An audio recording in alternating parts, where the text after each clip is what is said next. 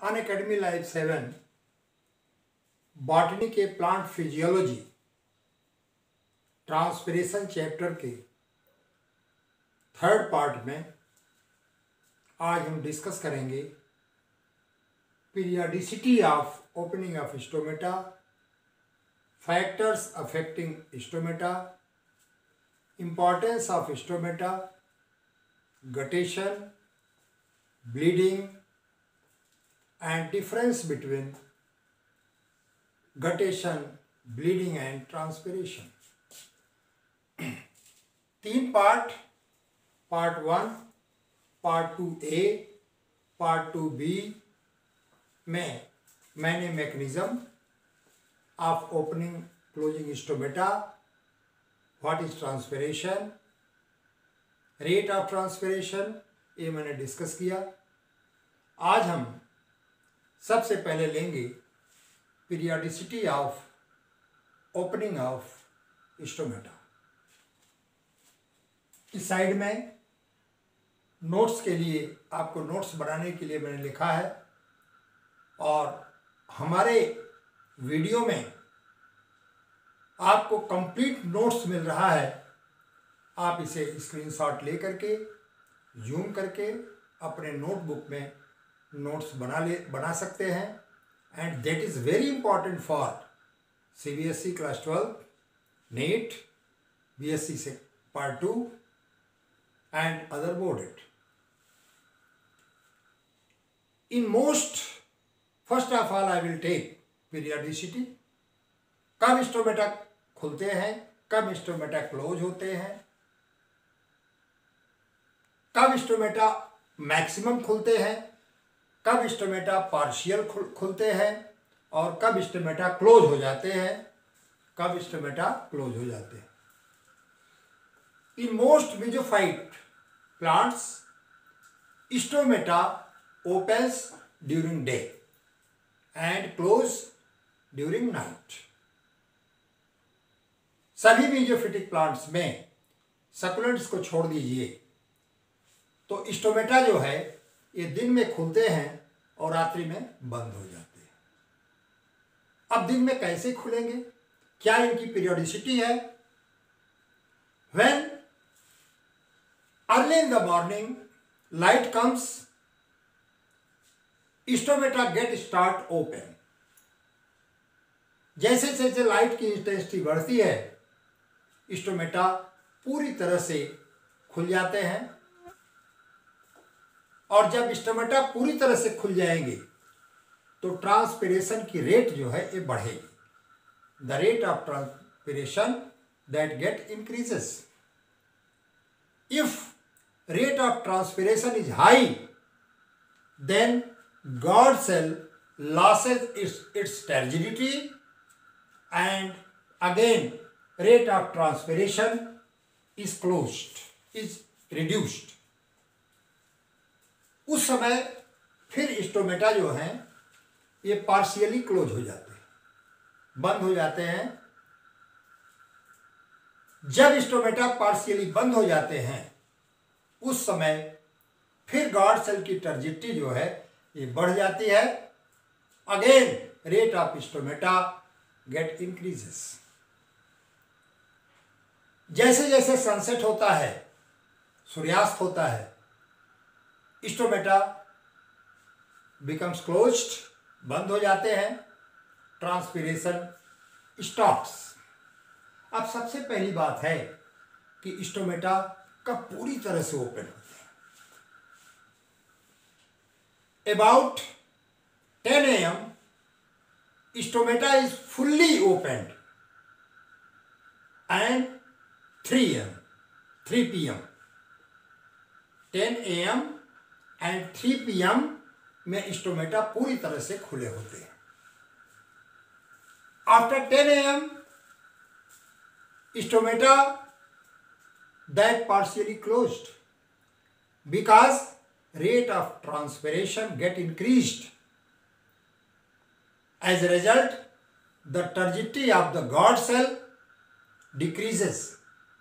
लेकिन जैसे जैसे लाइट की इंटेंसिटी घटती है 3 बजे 3 PM पर स्टोमेटा जो है फुल्ली क्लोज हो जाते हैं। इसका मतलब कि 10 मॉर्निंग में 10 प्रातः 10 AM stomata fully open, 3 PM stomata fully open.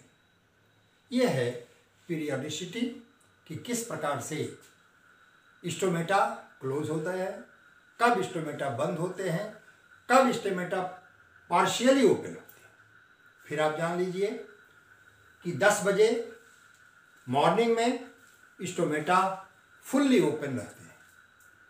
जैसे जैसे सनलाइट की इंटेंसिटी बढ़ती है स्टोमेटा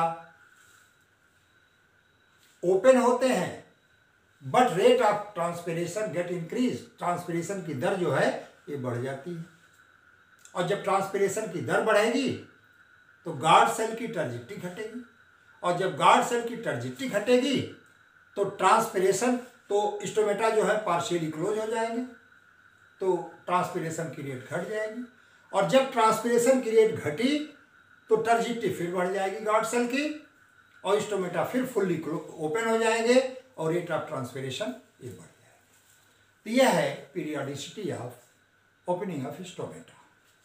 अब हम लेते हैं इंपॉर्टेंस ऑफ और सिग्निफिकेंस ऑफ ट्रांसपिरेशन। तो फर्स्ट पॉइंट मैंने नोट किया है, in cooling the plant. First, in cooling the plant water continuously absorbed by the root.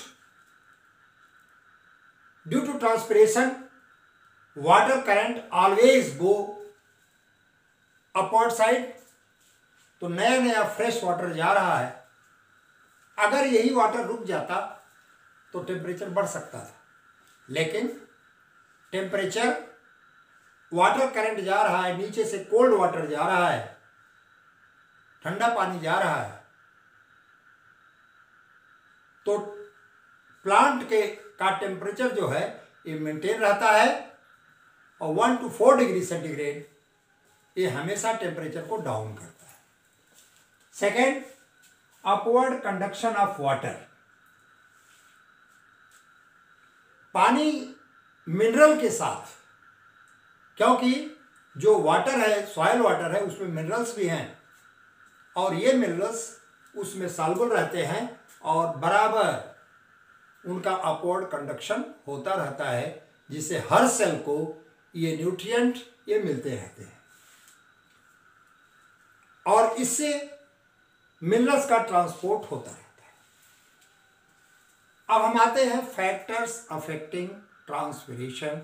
कौन से फैक्टर ये ट्रांसपिरेशन को अफेक्ट करते हैं?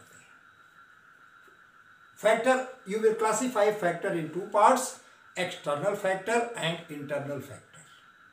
First, external factor में फर्स्ट है light. Most of the stomata opens during light. Day के समय, लाइट के समय स्टोमेटा फुल्ली ओपन होंगे, और ट्रांसपिरेशन की रेट जो है ये इंक्रीज करती है। स्टोमेटा के ओपन के जो मून लाइट होती है, डिम लाइट होती है, वो 50 to 100 foot candle, red light 660 MU, blue light 445 MU. It means light is directly proportional to rate of transpiration. Light बढ़ेगी, ट्रांसपिरेशन का रेट बढ़ेगा। लाइट डिम होगी, ट्रांसपिरेशन का रेट डिम होगा। नेक्स्ट है रिलेटिव ह्यूमिडिटी। अगर एटमॉस्फेरिक ह्यूमिडिटी ज़्यादा है, आप जानते हैं कि diffusion from higher concentration towards lower concentration, और अगर लीफ सरफेस पर ह्यूमिडिटी बढ़ गई तो वाटर ट्रांसपिरेशन, वाटर का इवेपोरेशन ये डाउन हो जाएगा, स्लो हो जाएगा। अगर एटमॉस्फेरिक ह्यूमिडिटी कम है तो टेम्परेचर बढ़ेगा, इवेपोरेशन प्रोसेस बढ़ेगा, इंक्रीज करेगा, and the rate of transpiration gets increases when atmospheric humidity is low. Third, temperature directly affects the rate of transpiration. ये सीधे सीधे, क्योंकि अगर टेम्परेचर हाई है तो लीफ सरफेस पर जो वाटर वेपर है वो इवापोरेट कर जाएगी, वहां से हट जाएगी और ट्रांसपिरेशन की रेट जो है ये इंक्रीज करेगी। Next, wind velocity affects directly the rate of transpiration. हवा तेज बह रही है, लीफ सरफेस पर वाटर वेपर आया ड्यू टू ट्रांसपिरेशन, और विंड वेलोसिटी अगर हाई है, स्पीड हाई है, तो वहां से ह्यूमिडिटी को लेकर के वो निकल जाएगी, और जब ह्यूमिडिटी को लेकर के वो निकल जाएगी तो रेट ऑफ ट्रांसपिरेशन ये इंक्रीज करेगा, क्योंकि वाटर वेपर ये मेसोफिल सेल में अधिक है, तो diffusion from higher concentration towards lower concentration, that is the universal phenomenon of diffusion. Now next, available water. If water is not available in the soil, the transpiration decreases. Now last है internal factor में, first है structure of leaf. अगर leaf का surface thick है, उस पर cutin है, उस पर वैक्स है, तो रेट ऑफ और स्टोमेटा अगर संकेन है, गड्ढे में है, तो rate of transpiration that decreased, rate of transpiration decrease करेगा, क्योंकि स्टोमेटा ये ओपन नहीं होंगे, सरफेस पर ऊपर से कवर्ड होते हैं। Now root and shoot ratio, if root and shoot ratio is higher, the rate of transpiration is higher. That's all about the factors affecting transpiration. Now I will take guttation. What is guttation? Herbaceous plants में देखा गया, जैसे नास्टर्शियम, ये herbaceous plant है, छोटे plants हैं। ओट, ये छोटे प्लांट हैं। इनमें यह देखा गया वार्म कंडीशन में, गर्मी के दिनों में, गर्मी की कंडीशन ये ले लीजिए आप, बादल हो, नाइट में टेम्परेचर अधिक हो, तो मॉर्निंग में आप उठेंगे, देखेंगे कि लीफ के कॉर्नर पर वाटर के ड्रॉप्स लगे होते हैं। मैंने क्यों कहा बादल? ये भी हो सकता है ओस पड़ जाए उस पर, तो कंफ्यूजन हो सकता है, लेकिन उस कंडीशन में जब वाटर ड्रॉप्स लगे हों, तो that is loss of water in the form of liquid. यहां पर देखिए नास्टर्शियम की लीफ मैंने बनाई है और रेड से मैंने ड्रॉप्स बनाई है, ये इसकी वेंस है। एक स्पेशल पोर से यह क्रिया होती है, उस स्पेशल पोर को कहते हैं hydathode. The loss of water in the form of water in the form of liquid, that is through the special pore, stomata like pore, called as guttation. अब इसका कारण क्या है? Absorption of water by root is normally occurs, यह जो है सामान्यता होगा, लेकिन नाइट के समय स्टोमेटा क्लोज होते हैं, नाइट के समय स्टोमेटा क्लोज होते हैं, लेकिन अंदर के सेल की टर्जिडिटी बढ़ गई, ट्रांसपिरेशन हो नहीं रहा है। It means the water oozes out in the form of liquid, and that process is known as guttation. यह प्रोसेस जो है ये गटेशन कहलाता है। इस गटेशन के प्रोसेस में मिनरल सोल्यूशन भी जा सकते हैं और इनऑर्गेनिक सल्यूट भी जाता है, aspartic acid, asparagine, sugar, salt, ये सब जाते हैं, क्योंकि ये सीधे सीधे loss of water, loss of sap है, that is called as guttation. तो आप उसको डिफाइन कर सकते हैं इस तरह से कि loss of water in the form of liquid through the special pore that is known as hydrothode is called guttation, and hydrothode occurs at the margin of leaf. इसके बाद है एक ब्लीडिंग, जैसे कोई स्टेम कहीं आप कट कर दीजिए लेकिन वह कट जाइलम तक हो,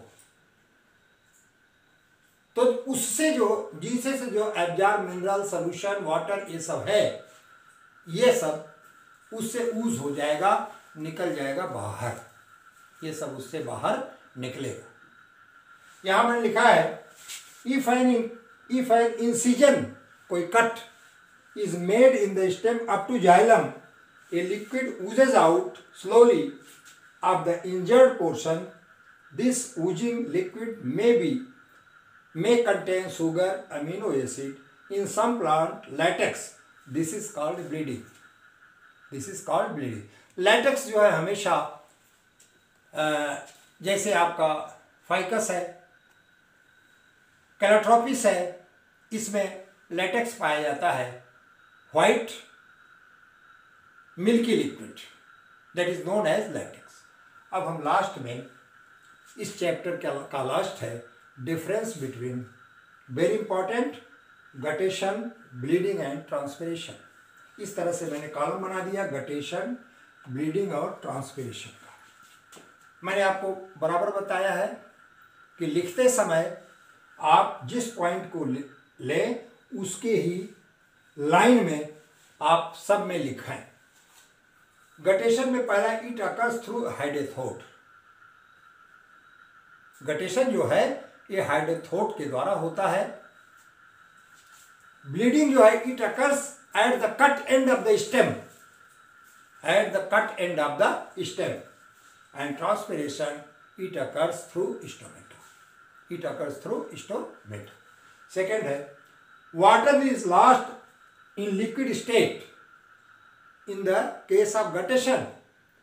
In the case of bleeding, water is lost in the form of liquid, but in transpiration, water is lost in the form of vapor.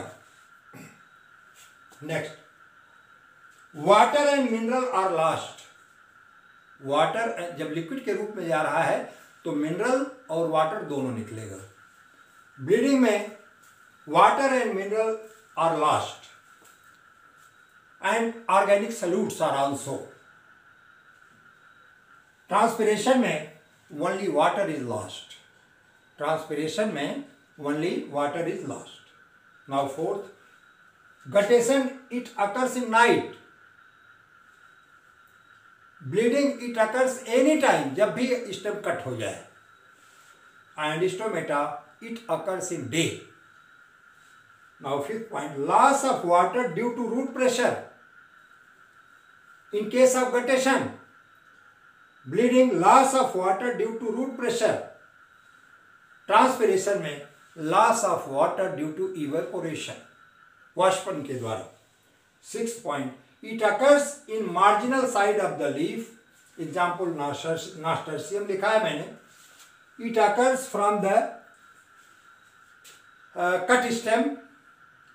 ये अक्सर आपको पाम में मिलेगा और फोनिक्स में मिलेगा। It in case of transpiration it takes place usually from the surface of any leaf, example any green leaf. Now effect of phenyl mercuric acetate, no effect. Bleeding में नो इफेक्ट अगर डाल दिया जाए, वहां पर होगा transpiration stops. Now no role in regulation of temperature. Guttation का temperature maintain करने में कोई रोल नहीं है। ब्लीडिंग का टेम्परेचर रेगुलेट करने में कोई रोल नहीं है, और transpiration that regulates, that maintains the temperature of the body. इस प्रकार से 4 पार्ट्स में, part first, part second A, part second B, part third, total 4 part में मैंने कंप्लीटली ट्रांसपिरेशन डिस्कस किया, इसमें कोई भी पॉइंट छूटा नहीं है। मैंने आपको बार बार बताया कि मेरा लेक्चर सिलेबस के अनुसार होता है, सबकी तरह इम्पॉर्टेंट पॉइंट्स नहीं होते। आप मेरे लेक्चर में, मेरे वीडियो में आप अपने नोट्स भी बना सकते हैं, और मेरा ऑफलाइन ऑनलाइन दोनों के लेक्चर समान होते हैं। इस तरह से प्लांट फिजियोलॉजी का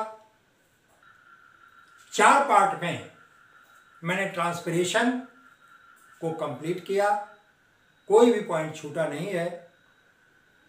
mechanism, transpiration, factor, guttation, bleeding, all that. हमारा नेक्स्ट लेक्चर होगा प्लांट फिजियोलॉजी के रेस्पिरेशन पर। आप ये 4 चैप्टर अपने तैयार करें। That's all about transpiration.